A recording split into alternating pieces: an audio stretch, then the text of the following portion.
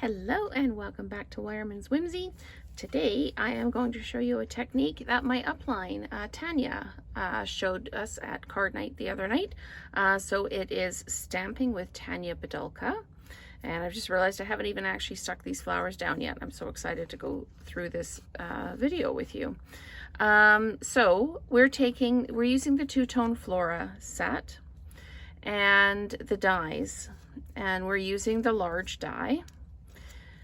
And I've got my 3 flowers already stamped out and cut out, and I'll show you how I did them. I've got a piece of basic white 5 1/4 by 4 that I have got the adhesive backing on, and I've done my Just a Note, and the Just a Note is from the Go To Greetings set. So I'm using two-tone Flora and Go To Greetings. So I'm just going to put all of this off to the side for the moment because I'm going to show you how I did this. Now, last catalog, there was a couple of dies that were at an angle, and they were really cute, and I never did get them. But then Tanya showed us how to do this one. So it's a bit time consuming, but you put your paper in at a bit of an angle, and you put your die in at a bit of an angle. And I'm just going to clean my die out here. Just taking my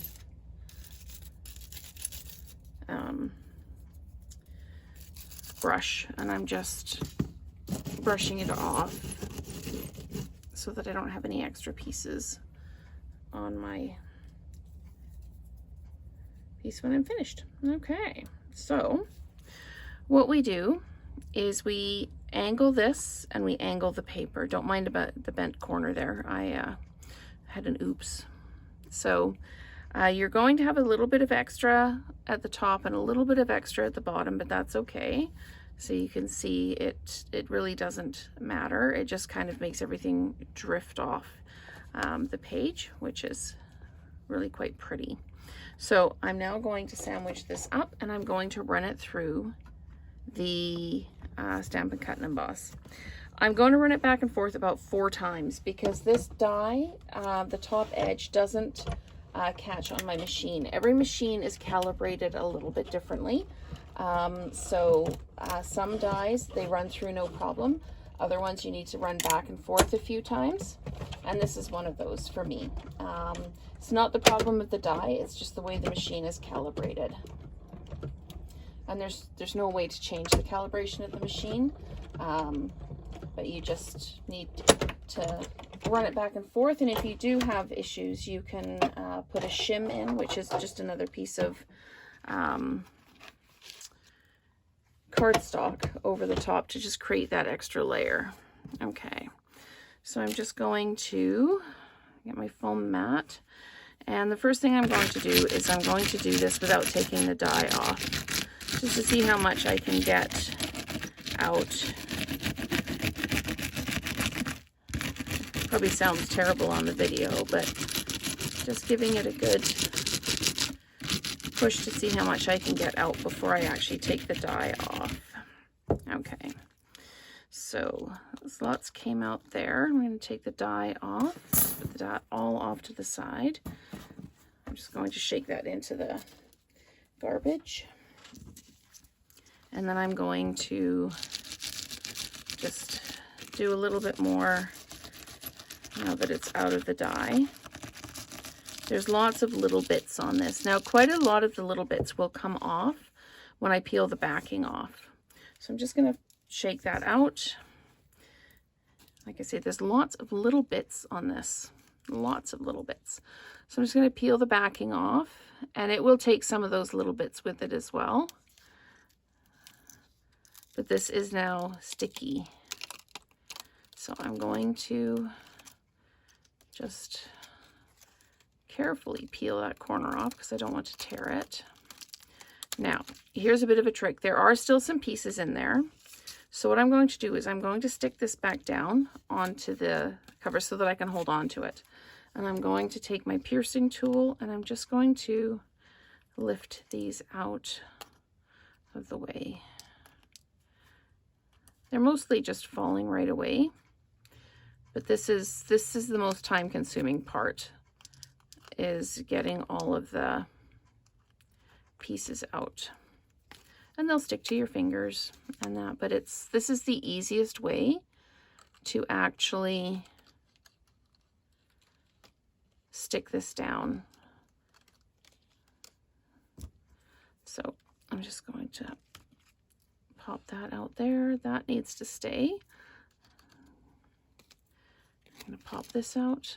Say, if you feel like fast forwarding through the video, I will not be offended. I won't even know. It's just getting all these little pieces out, so you can stay with me if you like, or you can go ahead and fast forward through. So we just finished Paper Pumpkin Week, and it was a really good paper pumpkin kit this month. I really enjoyed it. I'm not much of an outdoors person. I do like, you know, walking in the mountains and that, but it's not my go-to for holiday, mostly because for us the mountains are 4 hours away. So it's a bit of an adventure to get there. If we lived closer, I would go much more often.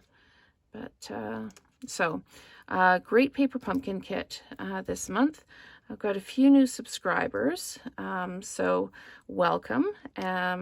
This, I tend to do beautifully simple, simply beautiful cards. Not a lot of complexity, but just really effective use of the dies and the stamps that Stampin' Up! Puts together for us. So I think I've got one more piece there that needs to come off, and then we are good to go. All right, so I'm going to stop rambling now, and I'm going to stick this down, and let's just get that piece off there too. All right, okay, so I need to actually clean off I'm just going to take this whole piece of paper, and I'm just going to move it to the garbage because I've got lots of little bits everywhere. So let's just make that go away. All right, so I need my card base, I need my greeting, and I need my flowers, and I will show you how to do the flowers. So as usual, line this up as you would any other one, equidistant at the edge there, and then just let it drop down, and just gently put the pieces kind of in place where they should be, so your edges are straight. So we'll do that, and then just put that down. There we go. And then all of the little pieces, just give it a good push, because it is the adhesive backing, so it's essentially a sticker. So that's all you need to do. I'm going to dimensionalize the greeting, and it's again from the Go-To Greetings set. And I'm really glad that this is carried over in the catalog, because it is one of my favorite greeting sets. So we're just going to do this, and there we go. So this is just going to go on down here like this. And then I've got my flowers, and I'm going to just flat mount a couple of them.